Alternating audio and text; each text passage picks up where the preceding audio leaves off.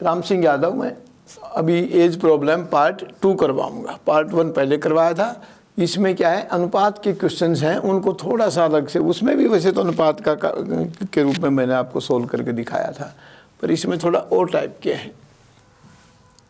ये हमारी बुक्स हैं, ये पेपर सेट हैं, ये completely paper set QR code के साथ में है, जिसमें आप स्कैन करके हम पढ़ाते हुए आपको पेपर सोल्व कराते हुए मिलेंगे, तो एक्सप्लेन में समझ सकते हो। और ये हमारी मैथ की बुक है, ये भी कंप्लीट QR कोड में है, ताकि कोई भी क्वेश्चन आपकी समझ में ना आए तो आप उसको स्कैन करके हमसे पढ़ सकते हो। और ये बुक है जिसमें सारे पार्ट इसमें हैं। अब ये क्या है कि जैसे 350:250 अनुपात में हम शॉर्टेस्ट रूप में लिखते हैं, सरलतम रूप में लिखते हैं, ये अनुपात नहीं लिखा जा सकता। 350 और 250, तो क्या करेंगे, पहले 10 से काट दिए दोनों, फिर 5 से काट दिए, जहाँ तक कटते जाते हैं दोनों संख्या एक संख्या से कटे वहाँ तक हम काट सकते हैं। तो ये 7:5 हो गए। अब ये क्यों समझा रहा हूँ, क्यों लिखा है मैंने, कि अब क्या है कि इस संख्या पर 7 का भाग लगेगा, कि उसी से तो कट कराई थी ये, और इस पे 5 का लगेगा। यानी जिस अनुपात से कोई संख्या बनी है उस संख्या पर अपने अनुपात का पूरा भाग अवश्य लगेगा, ये नियम है। और ये नियम भी सिंपल सा है, आपको ये तो पता है, काट के सरलतम लिखते हो, पर इसको उल्टा आप कम समझ पाते हो, कम करते हो, इसलिए लिखा है। अब क्या, पहला क्वेश्चन है, अजय तथा विजय की वर्तमान आयु का अनुपात 4:7 है। 4 वर्ष बाद उनके आयु का अनुपात 3:5 होगा। विजय की वर्तमान आयु, यानी जो ये अनुपात होते हैं क्रमशः होते हैं, अजय का 4 है और विजय का 7 है। जो नाम पहले होगा वो अनुपात पहले, जो नाम बाद में होता है वो बाद में, ये तो पता भी है आप सबको। अब शुरू में तो अनुपात 7 का है विजय का, तो 7 का भाग लगना चाहिए। तो 7 का भाग तो इस पे भी लग रहा है और इस पे भी लग रहा है, इन दो पे तो नहीं है। अब अगर एक ही ऑप्शन पे 7 का भाग लगता तो अपने को कुछ नहीं करना था, पहली कंडीशन से क्लियर हो जाता। पर जब एक से ज़्यादा ऑप्शन हो जाते हैं 7 का, इसमें पहली कंडीशन के मुताबिक, तो हमें दूसरी कंडीशन पर जाना पड़ता है। 4 वर्ष बाद उनकी आयु का 3:5 होगा, यानी विजय के ऊपर 5 का भाग लगेगा 4 वर्ष बाद। तो इस स्थिति में क्या होगा, विजय की वर्तमान आयु क्या है, तो 4 जोड़ने के बाद 5 का भाग, तो 4 पे, इस पे तो नहीं लगेगा, 4 जोड़ने पे 5 का भाग इस पे लगेगा, तो ये उत्तर हो गया। बाकी उससे भी कर सकते हो, उसमें वो तरीका याद रखना, 4:7 है, वर्तमान में है, और 4 वर्ष बाद, यानी समय का अंतर तो 4 ही रहा, 3:5, 3:5, यानी दोनों अनुपातों का क्रॉस गुणा के अंतर पर अंतिम या बाद वाले अंतर अनुपात के अंतर का भाग, 5 का 20 और 21, यानी 1/2। 1/2 यूनिट 4 है, तो 1 यूनिट किसके बराबर हो जाएगी, 8 के बराबर हो जाएगी। तो वर्तमान आयु 7, 4, 7 के अनुपात में 8 से गुणा कर देंगे, 800 का 32, 8 7 56। छोटे की पूछता है तो 32, बड़े की पूछ रहा है तो 56। ये भी इसी टाइप का है। राम तथा मुक्ता की आयु का अनुपात 3:5 है। 9 वर्ष बाद उनकी आयु का अनुपात 3:4 होगा। मुक्ता की वर्तमान आयु, मुक्ता का मतलब इधर का अनुपात, तो ये है, यानी पहले 5 का भाग लगना चाहिए ऑप्शन पर। संख्या में भी लिखा जा सकता है, आयु में भी, वो बात वही है, सवाल वही है। अब पहले 5 का भाग तो इन सब पे लग रहा है, तो पहली कंडीशन से तो क्लियर नहीं हुआ। दूसरी कंडीशन क्या है, 9 वर्ष बाद 4 का भाग। अब 9 जोड़ने के बाद 4 का भाग किस पे लगेगा, ये आपको देखना है।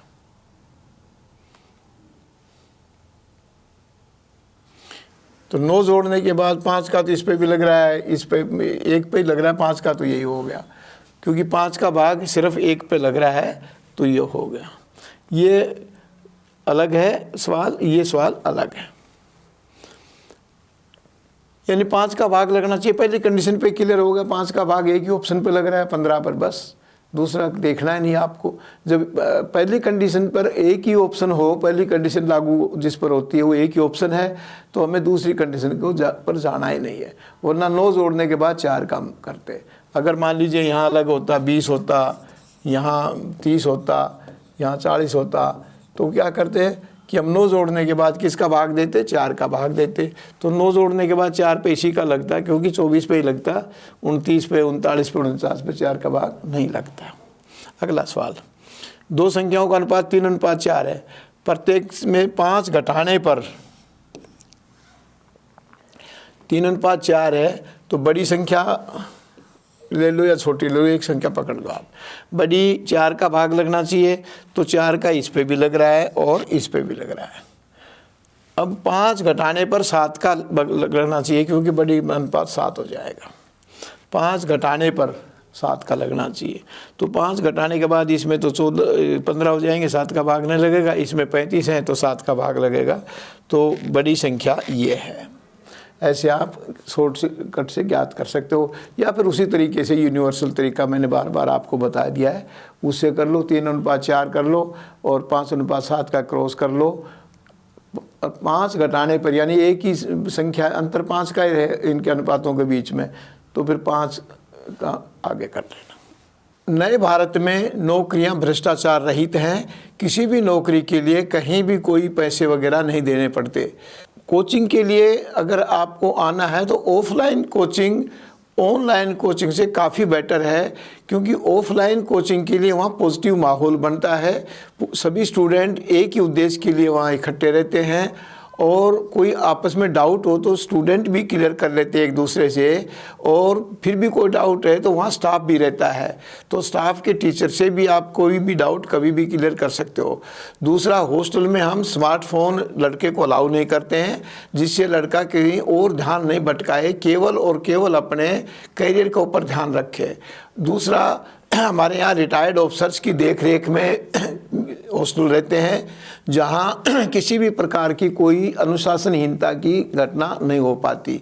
हर 40 से 50 विद्यार्थियों पर एक वार्डन रहता है, जो विद्यार्थियों के ऊपर एक पूर्ण कंट्रोल रखता है। इसके बुक्स के लेखक राम सिंह यादव के नेतृत्व में सभी क्लासेस चलती हैं। तो इस विषय की टेरिटोरियल आर्मी की अगर आप ऑफलाइन कोचिंग करना चाहते हैं तो आप हमारी कोचिंग में आ सकते हैं। ऑनलाइन क्लासेस भी हमने यूट्यूब पर रखी हुई हैं, परंतु ऑनलाइन में वो माहौल नहीं बन पाता जो ऑफलाइन के लिए एटमॉस्फेयर बनता है।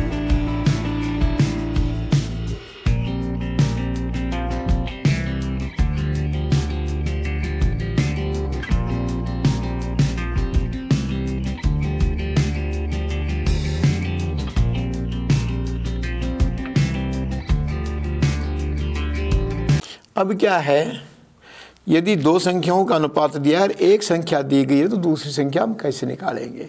दी गई संख्या बटा उसी का अनुपात गुणा में दूसरी संख्या का अनुपात। अब यहाँ सवाल क्या है, अशोक की आयु और प्रदीप की आयु का अनुपात 4:3 है। अशोक का 4 है, प्रदीप का 3 है।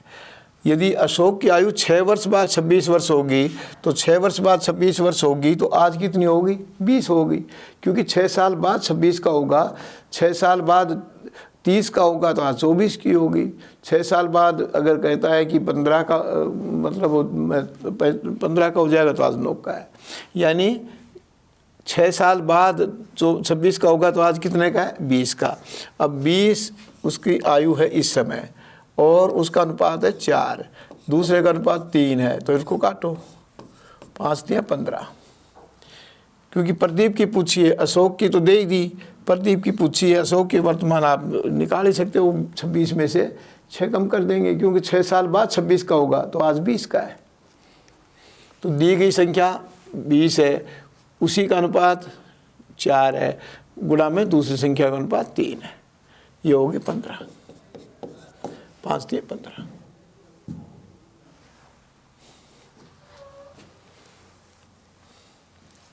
आगे अब इसमें दोनों का योग पूछा है, तो अनुपाती योग से गुणा कर देंगे, बस इसमें यही है। ए बी की वर्तमान आयु का अनुपात 3:4 है। यदि ए की आयु 18 वर्ष है, ए की आयु 18 है और एक अनुपात क्या है 3 है। तो दी गई संख्या बटा उसी का अनुपात गुणा में अनुपाती योग, योग ज्ञात करना है तो अनुपाती योग कर लेंगे। अगर दूसरे बी की संख्या ज्ञात करनी होती है तो बी का अनुपात लिख देते हैं, 4 लिख देते हैं। अब ये काटा 6 से 6 18 6 7 42, दोनों के योग क्या हो गया 42। यानी योग ज्ञात करना है तो अनुपाती योग से कर लेंगे, और एक की ज्ञात करनी होती है तो दूसरे का अनुपात यहाँ लिख देते हैं।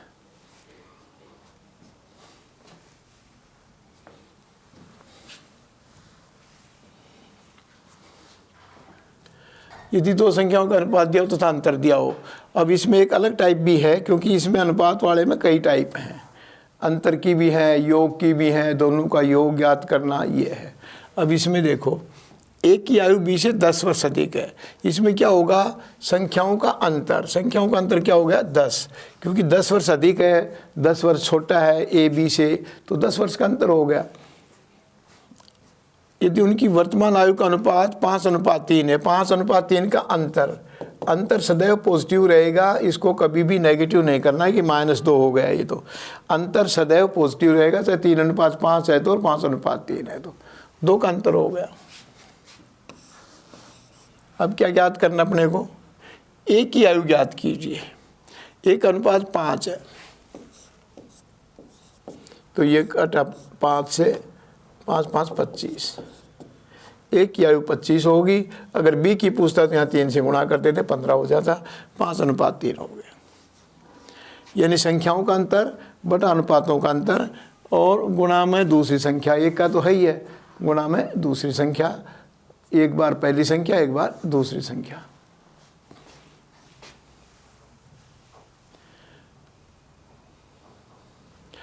और ये भी उसी में है, संख्याओं के अंतर पर अनुपातों के अंतर का पूरा भाग अवश्य लगता है। ये भी एक नियम है जो अभी किया था कि अंतर का 2 का भाग लग गया था 10 के ऊपर। अब इसमें क्या है, 1 वर्ष पूर्व प्रमिला की आयु उसकी पुत्री से 4 गुना थी, यानी 1 वर्ष पहले अनुपात था 1:4। 6 वर्ष बाद प्रमिला की आयु स्वाति की आयु से 24 वर्ष अधिक होगी। 6 वर्ष बाद तो प्रमिला की तथा स्वाति की वर्तमान आयु का अनुपात क्या है। अब एक चीज़ मैंने अभी बताई थी कि 6 वर्ष बाद 24 वर्ष अधिक होगी, तो आज भी 24 वर्ष अधिक है। अभी थोड़ी देर पहले मैंने आपको बताया था कि अगर आप अपने पिता से 24 साल छोटे हो तो सारी उम्र 24 साल ही छोटे रहोगे, ये आपको ध्यान रखना है। ये इसी पिछले चैप्टर में था। आप अपने भाई या बहन से 3 वर्ष बड़े हो तो जीवन भर 3 ही वर्ष बड़े रहोगे। तो आज भी 24 साल बड़ी है, 6 साल बाद भी 24 साल बड़ी रहेगी, 10 साल बाद भी 24 साल बड़ी होगी, 20 साल बाद भी 24 साल बड़ी होगी। ये तो क्या कन्फर्म है। अब संख्याओं का अंतर 24 है और संख्याओं के अंतर पर अनुपातों के अंतर का पूरा भाग लगेगा, तो केवल इस अंतर का ही भाग लग सकता है बटा 8। तो ये क्या हो गया 3। अब एक बार 11 से गुणा कर दिया तो 33 आ गई, एक बार 3 से गुणा कर दिया तो 9 आ गई। और अब 1 वर्ष पूर्व 4 गुणा थी, 1 वर्ष पूर्व तो 32 और 8 4 गुणा हो गई। ये करेक्ट है। अगर ये क्यों किया इतना कि बाई चांस यहाँ 7 होता तो आप कहते जी अब कैसे करें, अब तो इसका भी अंतर का भाग लग रहा है। तो उस स्थिति में हम एक को जस्टिफाई करते हैं, इस तरह कर लेते हैं। अगर अंतर दिया है, अनुपात दिया है, तो दोनों संख्याएं अलग अलग कैसे ज्ञात करते हैं। अनुपात संख्याओं का अंतर बटा अनुपात का अंतर, एक बार पहली संख्या से गुणा कर अनुपात से कर दो, एक बार दूसरी संख्या के अनुपात से गुणा कर दो, बस ये इसका नियम है। तो इसमें अंतर हो जाता 6, तो 24 बटा 6, एक बार 13 से गुणा कर देते, एक बार 7 से कर देते। ये तो 4 से कटेगा, तो 13 से करते तो 13 चौका 52 और 4 से करते तो 28। 1 वर्ष पूर्व, अब 1 वर्ष पूर्व यहाँ तो 51 होते हैं, तो 51 पे 4 का भाग ही नहीं लगेगा, और 27 का 4 गुणा 51 होते भी नहीं है। ऐसे जस्टिफाई कर सकते हो जरूरत पड़े तो। ये भी इसी टाइप का सवाल है। स्वाति तथा वर्ण की वर्तमान आयु का अनुपात 5:2:5 है। 8 वर्ष बाद ये अनुपात होगा। उनकी वर्तमान आयु का अंतर कितना है। अभी मैंने बताया था इससे पहले में, संख्याओं के अंतर पर अनुपातों के अंतर का पूरा पूरा भाग अवश्य लगेगा। संख्याओं के अंतर पर अनुपातों के अंतर का पूरा पूरा भाग अवश्य लगेगा। तो अंतर पूछ रहा है, तो अनुपातों का अंतर हो गया 3, अंतर हमेशा पॉजिटिव रहेगा। अब 3 का भाग इनमें किस पे लगता है? सिर्फ इस पे लगता है, तो ये उत्तर रहेगा। अब मान लीजिए एक आप कहें जी इसमें 27 भी होता तो उसी तरह फिर संख्या ज्ञात कर लेते। जैसे 24 वाली कर लो, तो पहले हो ABC वो कर लेना, 24 अनुपातों का अंतर 3, एक बार 2 से गुणा कर दो, एक बार 5 से, 8 दूनी 16 और 8 पंजो 40, ये संख्याएँ आ गई। संख्याओं का अंतर तो 24 ही रहेगा क्योंकि संख्या अंतर से तो ले रहे हैं। तो संख्याओं का अंतर बटा अनुपातों का अंतर, एक बार पहली संख्या का अनुपात, एक बार दूसरी संख्या का अनुपात। अब यह कंडीशन है 8 वर्ष बाद।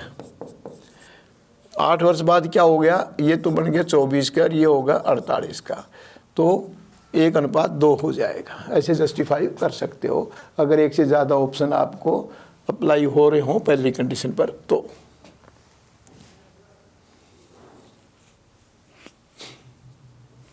ये वही सवाल है जो भी मैं यूनिवर्सल मेथड आपको कराता रहा हूँ, उसी से। 2 भाइयों की वर्तमान आयु का अनुपात 1:2 है।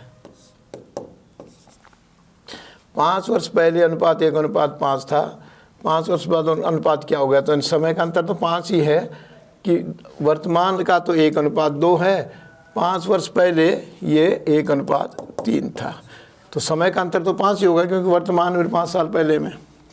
अब अंतिम अनुपात का अंतर 3:2, अंतर होगा 1, यहाँ होगा 2। 1/2 यूनिट किसके बराबर है? 5 के बराबर है। 1 यूनिट किसके बराबर जाएगी? 1/2 को इधर करेंगे तो 2/1 हो जाएगा। 1/1 की तो कोई वैल्यू नहीं होती, ये 10 के बराबर हो गई। अब वर्तमान का 10 और 20 है। 5 वर्ष बाद क्या अनुपात होगा? तो 5 वर्ष बाद ये हो जाएगी 15 और 25, क्योंकि 5 इसमें भी जोड़ेंगे, इसमें भी जोड़ेंगे, ये 3:5 हो जाएगा। ये आपका ऑप्शन है।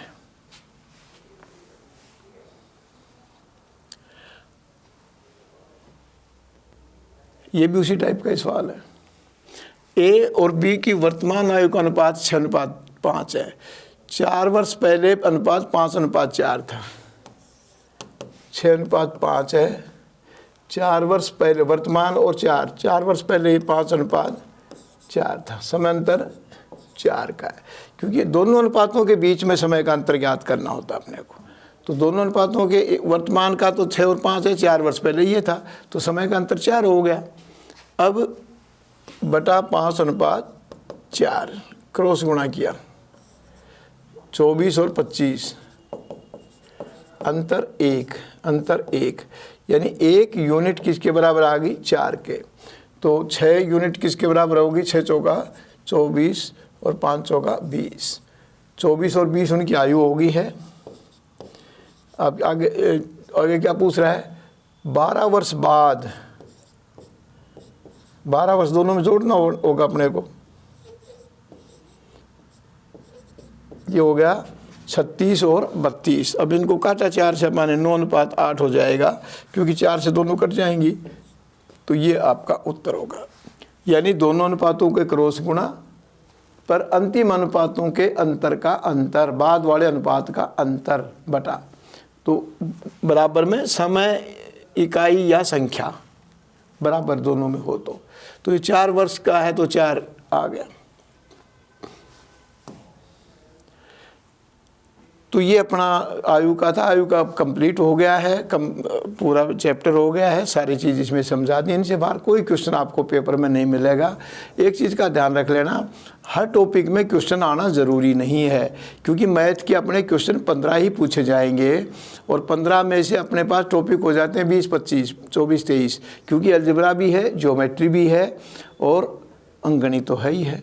तो 16, 17 तो अंकगणित में पढ़ जाते हैं। क्षेत्रमिति है, काम समय है, समय दूरी है, इस तरह सारे करोगे, किक नियम है, लघुत्तम महत्तम औसत, ये सारे मिलाकर 20 के करीब टॉपिक, सारे 25 के करीब बन जाते हैं। तो ये मत समझना कि हर टॉपिक में से एक क्वेश्चन आना ज़रूरी है। कुछ कई बार स्लिप कर जाते हैं, पर स्किप कर जाते हैं, पर अपने को तो हर टॉपिक की तैयारी करनी पड़ेगी, पता नहीं किस टॉपिक में से क्वेश्चन आ जाए। तो ये आपकी तैयारी के लिए है। बाकी आपको बता ही दिया है कि हमारी किताब पेपर सेट है और ये बुक है, ये मैथ की बुक है सभी में। इसके अलावा मैं फिर आपको कह रहा हूँ कि हमारी ऑफलाइन क्लासेज भी चल रही हैं नांगल नोनिया में। और ऑफलाइन और ऑनलाइन में एक विशेष अंतर ये है कि ऑफलाइन में आप सामने ही क्वेश्चन पूछ सकते हैं, कोई समझ में नहीं आया तो। दूसरा, वहाँ पढ़ाई का माहौल है, हॉस्टल व्यवस्था है, और ये पुराने टाइम में जो आश्रमों में व्यवस्था होती थी उस टाइप की व्यवस्था हम लागू कर रहे हैं। ना तो वहाँ स्मार्टफोन आपके पास रहने देंगे कि आपका दाहिने बाएं भाग ध्यान बटे, और जो 2 महीना 2.5 महीने का जो समय आपका मिलेगा वो केवल और केवल पढ़ाई पर लगेगा। और हम आपको वही चीज़ कराएंगे जो हमारी समझ में ये लगता है कि यही पेपर में आ सकती है। आपके टेस्ट भी लेते हैं ऑफलाइन में, हम 8 टेस्ट हम लेते हैं, नोट्स भी बना के देते हैं, ताकि हम अपने टीचर्स का भी, हम अपना भी एक टेस्ट देते हैं कि जो हमने क्वेश्चन छांट कर दिए, सिलेक्शन ऑफ क्वेश्चंस का जो हमने अपना एक रिकॉर्ड है उसमें से आपको कितने मिले। तो केवल टेस्ट आपका नहीं होता ऑफलाइन में, हमारा भी टेस्ट होता है, क्योंकि हम क्या क्वेश्चन दे रहे हैं हमें पता है कि बच्चों की याददाश्त और सूझबूझ उतनी ज़्यादा नहीं है। जो सिपाही में भर्ती हो रहा है आर्मी के में, उनमें हमें पता है कि किस लेवल की सूझबूझ रहती है, इसलिए हम उनको वही क्वेश्चन देते हैं जो वो ज़्यादा से ज़्यादा याद कर सकें, उन्हीं में से पेपर में आ जाए, ताकि वो अपना पूरा नंबर ले सकें। 50 के 50 अंक ठीक, क्वेश्चन ठीक हो जाते हैं हमारे काफ़ी लड़कों के। तो ऑफलाइन में आना चाहो तो ऑफलाइन में भी आ सकते हो, कोई दिक्कत नहीं है, आपकी मर्ज़ी है, इसमें आपकी इच्छा है वैसे करें। Thank you for today.